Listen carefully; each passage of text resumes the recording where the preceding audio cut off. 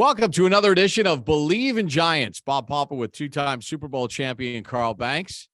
Carl, what did you say in 1990 with Lawrence Taylor when you guys were sitting on the bench? You had your arm around back. We're back. Here we are. Off the bye. Yeah. We got the Houston Texans coming into town this week at MetLife Stadium, which feels like it's like the Giants' 400th home game. Feels like they had a lot of home games. That's awesome, though. That just tells you the enthusiasm that this home crowd has brought to every game. And it just, again, we were talking about making the house a home. I think they've made it a home. Like, if they show up in mass again after this bye week, I know this fan base is fully bought in, but they are like completely emotionally bought into this team if they show up again like they've done the first part of the season. Yeah, I mean, this is home game number 5. Remember, last year they added a 17th game. So the Giants' 17th game was a road game against the AFC East. This year, all the NFC teams are home for the extra game, which was the Giants' home game against the Ravens. That was 17. So you got 9 home games, which feels like they got a lot of home games this year. Let's talk about the big news, though. A player that we both love on the field and who we have a lot of respect for off the field because he's genuinely a good guy. But the Xavier McKinney thing is just a huge blow for this team. When he was talking to the media, you don't even know if he's going to be able to come back this season. He's out definitely 4 weeks because he was placed on the list, the injured reserve list, non-football related injury. So first of all, your take on sort of the situation at hand. Well, it's unfortunate, number one, and no one feels worse about what has happened than Xavier McKinney. Let me just put that out there, and I'm wishing him the best. And it's kind of a cautionary tale of listening but not hearing. Meaning, the bye week, you're still in season. It's not a vacation week, and young players and old players have to treat this like, okay, I'm going to rest, rejuvenate, renew. Again, Xavier McKinney didn't go out with the intent of doing anything reckless, and probably what he thought was going to be a harmless, sightseeing tour, ended up with it where it ended up. So it's not like he was skydiving or, zip lining and all this stuff happened. And we don't know everything, but I trust him at his word when he said what was happening, right? But that you cannot treat as your mid-season getaway. It's your mid-season rejuvenate. And, every year there's something somewhere in the NFL like this, and, you impact, the rest of your team, and you don't really consider that when you're saying, hey, look, I'm doing something harmless. And it could happen. He could have fallen through a table at his own house, right? But the thing is, you go home during bye weeks, NFL players, you wrap yourself in bubble wrap. You have some moms, good moms cooking. If you want to see people, have people come to the house and just take it like as if it were a lazy Saturday for a full week, lights off in the house, play video game, do whatever. But I get it, but you have an off season for that. When you want to go and do things. And again, I'm not beating up on Xavier McKinney because he was reckless. I'm just saying it happens. Shit happens, and it increases when you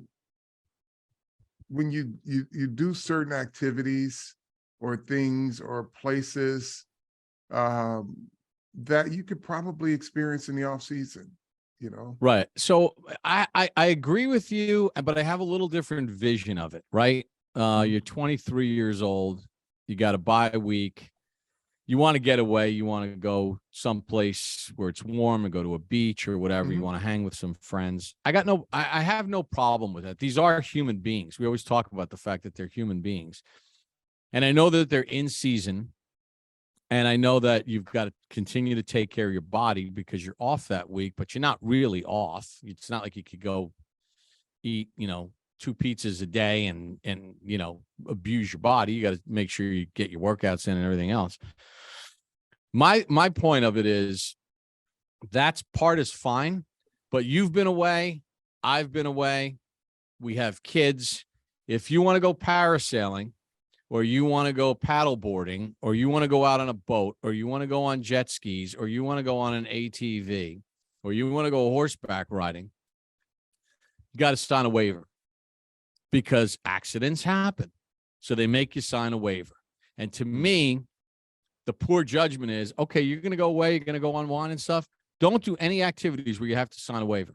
Mm-hmm. You don't have to sign a waiver to sit on the beach, go in the water, go in the pool, hang out, have a cocktail, whatever, play ping pong, whatever, go play some golf. But if you have to, if there's any activity that you want to do during your bye week and you're on vacation where you have to sign a waiver, that means that there's an element of danger to it. Stay away from it. I agree. Yeah. Like it's still in season. There's a lot at stake. Your coaches, teammates, they spend the whole bye week planning on how to get you involved in more plays. And that goes for every guy on the team as they look at game plans and the guys that they have healthy and that they can count on. So they didn't anticipate coming off a break and not having their star safety. It's unfortunate. Again, I know no one feels worse than Xavier McKinney for a multitude of reasons. He's the captain of the team. Yeah. He's one of their leaders. So, but it just serves as a cautionary tale to NFL player. The break is not a vacation. And if you go on one, like you said, don't do anything where you got to sign a waiver. The worst thing that should happen to you when you go to a place like that is food poisoning, right? I just don't risk it. It's just, the things that are too important at this point are your job and your teammates. The vacation comes after the season. If you want a midweek getaway and do nothing, right? Just get away, go, like you said, sit on the beach. Anything that requires a waiver, like you said, I'm not doing it, can't do it, Now I on my Twitter timeline at @BobPapa_NFL, or your Twitter timeline, there were a lot of angry fans that said he should be fined. I guess, there's a lot of avenues a team can take. I don't know what's in his contract, but a lot of times there's activities. He's not getting paid. Non-football related injury, they have options. But have options. I mean, right. And look, I don't think they're looking to punish him per se, but when you have a non-football related injury, I think, teams have some protections too. Sure. And I think as long as everything checks out with the story, which at least we take his word for it, and I'm sure the team has investigated it and vetted it as best as they can. Look, if it was an honest mistake, it's an honest mistake. It's bad judgment. He's a core player for this team and for this franchise moving forward. And, it becomes a cautionary tale, and hopefully he's going to be okay. The fact that he needed surgery and there's some question as to whether he's even going to be back this season is alarming. So now let's go to football. How do you replace Xavier McKinney? And I know you could say next man up, but there's nobody on the roster that plays his position that has his skill set. And as you always, and I have always talked about, he has an effortless movement about him that makes him different than other people. So how do you fill this void? Well, look, this team has pretty much lived on adjustments. Wink Martindale has other options available to him, but those options probably would not include some of the things he would be able to do with Xavier McKinney. They have Landon Collins on the roster, right? Julian Love has a great sense of spacing as well. But I would say you'll probably start to see more of Landon Collins. And look, you start to look at the roster and you try to see, okay, what teams can really threaten us at the safety position, and you're coming up in another week, up against conference, you start to play your conference. I mean, your division. And just about every team in the division has got an offense that will put some stress on your safety position. So we'll see what Wink comes up with. They've, played the cards they've been dealt all season. I don't think he's going to throw up his hands and say, I can't do it without McKinney, but we'll just see what shows up on the roster. Kenny Galladay's back practicing. I think he's energized to get back and be a part of what's going on here. I think that's genuine. I don't want to speak for what's in his heart, but I sense that he's looking forward to getting back there. From a realistic standpoint, or maybe just the fact of the emergence, hear me out on this theory, the emergence of Darius Slayton as somebody who can be a deep threat, who has drawn defensive pass interferences, has made some plays, and you can at least push the ball down the field. Does that maybe help us see a more productive Kenny Galladay within the framework of what they want to do offensively? Because let's face it, he's not running really by anybody. Sure. Okay. He's not the same player he was in 2019, but he's still their most accomplished receiver on the roster. So what do you expect from him? I think another healthy body, period. Another healthy, capable body, another healthy body that is used to catching passes will help this offense. I've contended, and I will continue to say that I don't think Kenny Galladay is washed. He's just got to be his best self, and he's going to make a major contribution to this Giant offense. What is his best self? We're going to find out. He's just never been healthy enough to really give them anything. And, we've all kind of had some things to say, he's route running, his this, his that, but, he hasn't been healthy. We'll see. I think, whatever his best self is going to uplift this offense in a productive way. If he can stay on the field healthy, he's going to give them something that will help them improve this offense. I want to share a little story with our audience. When you and I were in the building together on Monday, getting ready to tape the Coach Dable show, how cool was it to see Sterling Shepard? I mean, he's got the brace on, he's got the surgery done, he's hanging out in the TV area for a little bit, he's in there visiting with our production crew, we see him in the cafeteria. His personality is so damn infectious. Yeah, it was awesome to see him. It was awesome to see him. Sterling Shepard is that light bulb in a dark room. Like, he flips the switch on and he lightens up the entire mood, the entire room. He is just such an incredible young man. And that's just a testament to his leadership too, is that he finds a way naturally to just make people feel great. Just walking in the cafeteria, he makes walks you feel in, good. He makes people feel great. He's got a smile on his face, and he's just such a great Giant in so many non-football ways. Whatever he's accomplished on the field, and I'm not sure if he wants to play again. Maybe he does, right? But you know how players. You know how players are. They never want to go out on injury, right? Well, they don't. They don't. But you know what? Sterling's super smart, and he's been, even before his injury, looking at other things, right? So I'm sure he'll have some options, but he's going to work. Because I think he loves being around the guys too. So he'll work, he'll rehab, and do everything he needs to do. But listen, he's just such an incredible human being, man. I call him my nephew. Hey, fans, basketball is back. BetOnline remains your number one source for all of your sports betting needs this season.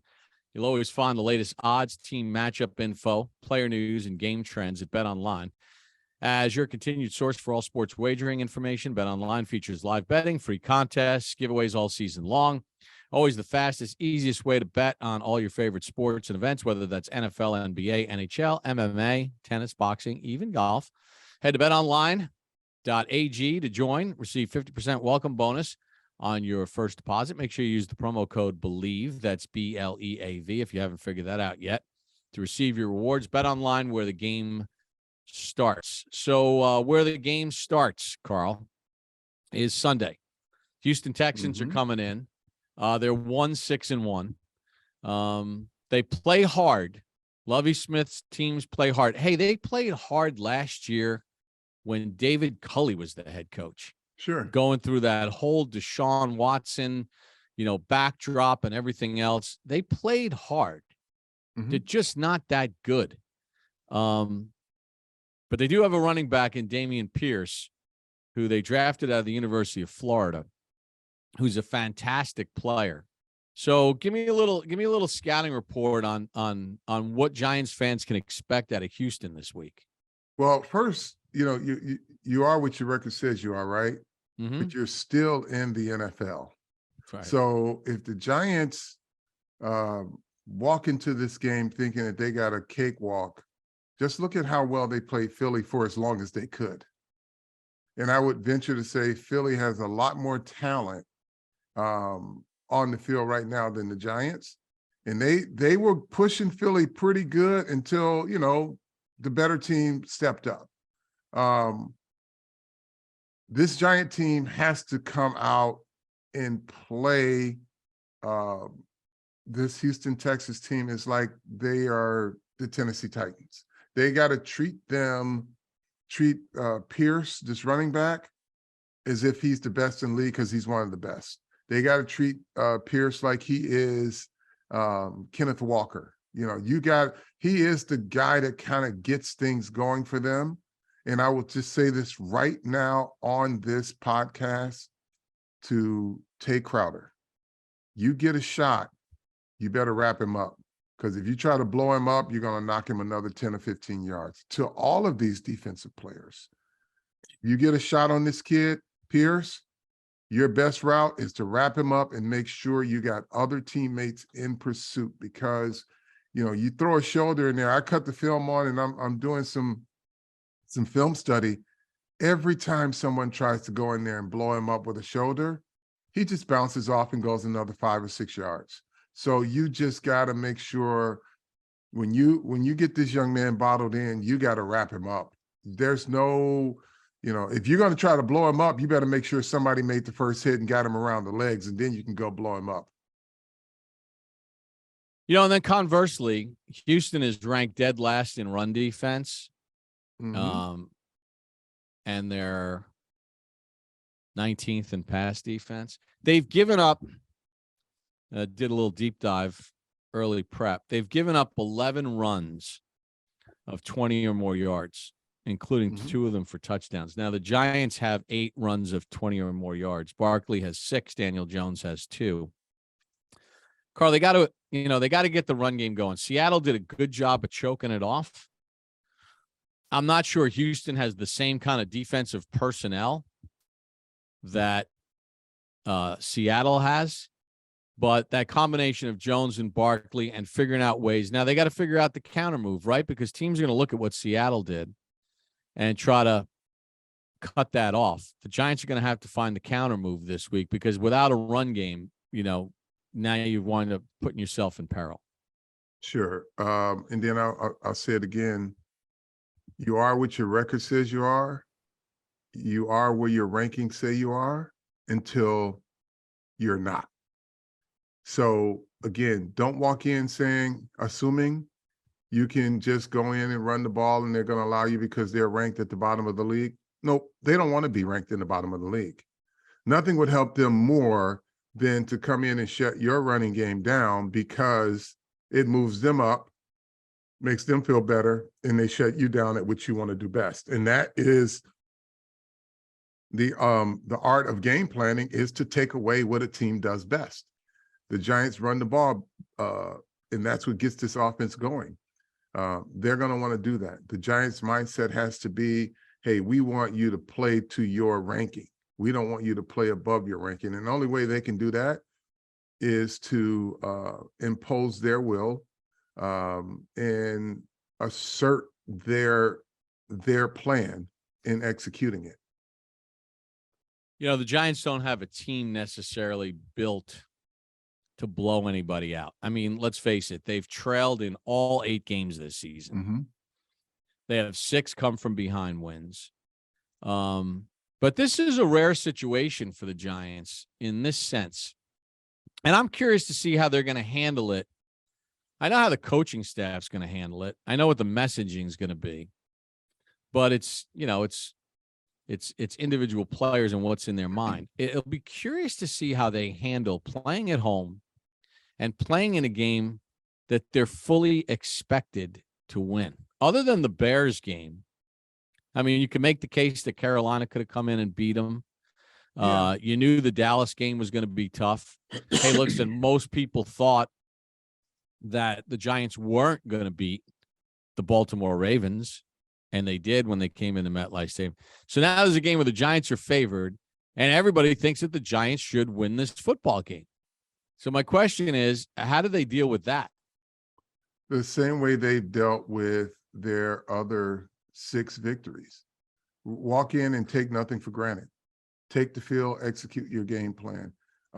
Being an underdog, you fight for execution because you don't want to lose games. You want the other team to lose games. So they just have to take that same mantra. And I don't see this coaching staff as one that's going to make them practice any harder than they've already practiced. They're going to continue to emphasize the things that they emphasize because there are no, Giants are not in a position to think that this is a trap game for them. No. This is a game that, look, they just got to prepare to execute their plan. It's not, there used to be times where, and you hear this all the time, even past when I played, trap game, and the coach was extra hard on them, wanted to make sure he got their attention in practice, and he, was yelling, he was extra, doing the most because he just didn't want the players to have a letdown. I don't think this team is in danger of having a letdown because there's so many things they have to correct on a week-to-week basis. Yeah, I mean, look, I think Coach Dable's messaging from the beginning of the season to his team internally is, we're not going to draw the prettiest picture. We got to be ugly, and it's not like this is a team that's rolling people, and that's where you can see where there's a trap. Like Kansas City can have a trap game, or Buffalo can have a trap game, or teams of that ilk. I don't think the Giants are in that position. Hopefully they can get O'Shane Zimmerman back. It looks like Cordell Flott is making progress. That would help. Galladay, it's good. Yeah, I don't think Neal's going this week. Okay. But Lemieux is, at least the clock is ticking on Lemieux. His 21-day window coming off IR is opened up, so that would be a nice get to get him back in the lineup. And then in another week of Nick effing Gates. Yeah, that's your boy. That's right, I'm Nick excited, Gates. man. I'm so excited for him. So excited. Does he know about this podcast? What, Nick fucking Gates? When I shouted him out, I'm sure Yeah. somebody told him. I'm looking forward to shouting him out every time because he's a beast, man. I like watching him play. So let me ask you about Kayvon Thibodeau. Obviously, he's getting a lot of pressure. He's doing a lot of things. He's batting down passes. He's disruptive. So now the next component of all this, Carl, is kind of now finishing because he got the 1 sack. But the Giants are going to need him moving forward to kind of finish a little bit on some of these plays. And I'm not knocking on him. I'm just looking at the natural evolution of a young player. Yeah. So I've called him the closer for a reason. But what we've seen from him, he's kind of digested the league. I think he's seen everything of how he can be blocked or how teams will try to block him. I think the next phase of this rookie season for him is to now convert some of his speed into power or start to combine some of his tools and not just use the tool that works for that particular play, but almost like a counter, but not, okay, if I can't get around, I'm a spin. He might have to combine some stuff. He has to do some combo rushes, like some speed to power stuff. because he can get around the edge. You say he gets close, he gets close. Sometimes you have to convert that speed into a power rush or a power rush into a speed rush. And he has some options. And I think just having a chance to kind of digest everything and how teams are and tackles are going to block him. Now I think it's time for him to add that next phase and close out some of these close ones. It's going to be interesting to see what this game brings as far as the Giants are concerned. I'm curious as they get some of these guys back. They look like they're having fun out there. You know who we didn't mention here, Carl? We got to mention Brandon Cooks because, Yeah. you know, he didn't play in that Philly game. He wanted to get traded, all that other stuff. Lovie Smith said, you know, he'll be back in the building. You know, can't forget about him because he might be one of the most intriguing players Mm-hmm. in the NFL. I'm going to take out my little chart here. And then So, when you like finish him, we're going to go Jerry Hughes. But yeah, I mean, so he had 90 catches last year. He's been with the Saints. He's been with the Patriots. He's been with the Rams. He's with the Houston Texans.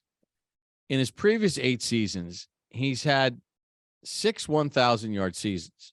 He's one of these guys that puts up numbers, but always gets traded. So, like, I can't figure out why teams are always looking to move him because he's productive. yeah. But he's somebody that the Giants have to make sure doesn't wreck the game on Sunday either. Yeah, he's an excellent route runner. He's got really good speed. And if there's a guy that can threaten a safety position, it would be him. I mean, he plays inside, he can run outside. But he's just got great speed and great precision route running. So yeah, he's a guy that they definitely have to pay attention to. And then on the offensive line too, Jerry Hughes. You know, he's a ageless wonder right now. I mean, he's up there in years, and he's just as productive as he was in his 3rd year in the league. So that's the offensive line is going to be challenged to stop him. Anything else to get off your chest? Nope. I think this is it. I think we're going to find out about this Giant team. Can they, I don't want to say can they stay in prosperity, but can they keep good going? Can they win a game that they're supposed to win? Can they feel like they're supposed to win the game? You know, you walk in, you see what a team's record is, but can you come in and then, you know, just win the game the way you're supposed to win it, and not, I don't want to say play down to the opponent, but, you know, give your best effort. And I just like the fact that Kenny Golladay is a go this week. I really want to see what he brings to this offense. Yeah, and I'd like to see the Giants in this game. Look, I'm assuming the game's going to be tight in the 4th quarter because all Giants games are. But I'd like to see the Giants. To me, it would be nice to see the Giants have a game in control. Now, I'm not saying the Giants win by 30. But what I feel like is they're kind of in control of this game. They're dictating the terms. And, yeah, it may be close, but anytime Houston does something, the Giants will have an answer for it, and they put the pressure on Houston to have to respond, as opposed to the Giants in all these games having a chase a little bit. I want to go on a different topic here, just quickly. Have you ever been approached to be a head coach in the NFL? No. You know, I've been approached about coaching, but no. So I know with an interim head coach, you know, the Rooney Rule does not apply. At the end of the season, Indianapolis will have to go through that process depending on what they're going to do.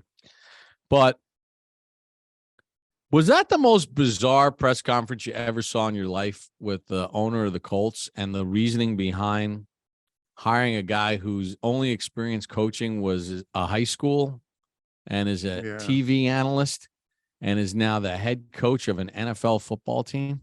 Yeah, I wish Jeff Saturday nothing but the best. And I'm sure he has some competency. But that's like hiring Tony Robbins to come because he's a great motivator, right? Or Deepak Chopra coming into because they can speak well and get people motivated about feeling good about themselves. It's basically what he says Saturday is. He's a great motivator, he's a great leader, and he knows football. Well, I know football too. I'm a great motivator, a great leader, and I don't think Jeff Saturday took that job or accepted it thinking that he would fail. But the slap in the face, aside from the Rooney rule, there should be a common sense rule, right? You've got so much experience on your sideline as coaches. And then you have a guy who's going through the process the right way in Reggie Wayne, who's got just as much experience as Jeff Saturday. So it's just, look, that's them. They can do whatever they want, clearly. It's bizarre. I think Saturday standing in front of the team, calling a coaches meeting with a bunch of coaches that, and he can't fire them all because where are you going to get another coach, right? So he's looking around the room. He's going to need some support somewhere. And it's a lot of those coaches who probably thought they should have been the interim head coach, right? And Jim Irsay can come in and say, look, you guys help him out, I'm going to fire you or whatever. And they may say, okay, we'll do what we can, but we'll see what happens. You know, we'll even see if the players respect him enough to really rally behind him, because it's not just the fact that he's not qualified. They haven't built anything with him. They don't know his voice, right? So if he comes in, he doesn't know them to that level because they haven't been in camp together. He hasn't. So we'll see. We'll see what happens. I'm wishing Jeff the best. It's just defied common sense to me, the selection. But hey, you know, it's never been done until it's been done. So we'll see what happens. Yeah, he was actually one of my students at NFL broadcast boot camp when he was still a player. Good dude. Yeah. I wish him nothing but the best. But I remember when I was with the Nets, and old veteran assistant coach Don Chaney, who had been around forever. He'd gotten some chances to be a head coach, but he was really just one of those tried and true assistants. And I remember, I think Calipari got kicked out of a game, or Byron Scott. I don't remember, but you know, you got the assistant coaches sitting there. And I remember Chaney saying to me once, he said, you know, just moving one seat over changes everything. Yeah. When the coach gets kicked out, because, you know, you're worrying about the defense or plays. You're thinking about that guy's got to worry about a lot of other stuff. And that's basketball, which is pretty simple. Yeah. Now, this whole thing is nuts. All the things that are non-football related that are now on this guy's plate. Yeah. Well, I'm sure the owner will take some of that off his plate. But if I wanted to flip this argument on its head, and they're saying, well, he got the job with no experience. Well, maybe this is Irsay's way of saying, I'm giving him actual experience. So after this year, no one can never say he's never coached a game. Right. So he is getting experience. He's not the permanent replacement, I don't think. But win all their games. But if you're fast tracking a guy through the system and he needs some experience, put him in there. Now he's got more experience than any of the other interns. You know, I guess that's one way you can look at it. That's nuts. All right, Carl, how do we like to end this thing? Tell a friend to tell a friend. Tell a friend to tell a friend. Thanks for the folks here at the Link in Ponte Vedra for providing the nice space for me. How's the weather? The storm's coming. Storm is coming. Yeah, hurricane's coming. Oh, boy. I got to get out of here. I got to get back to New Jersey. Tell a friend to tell a friend to tell a friend. Thanks for joining us for this edition of Bleav in Giants.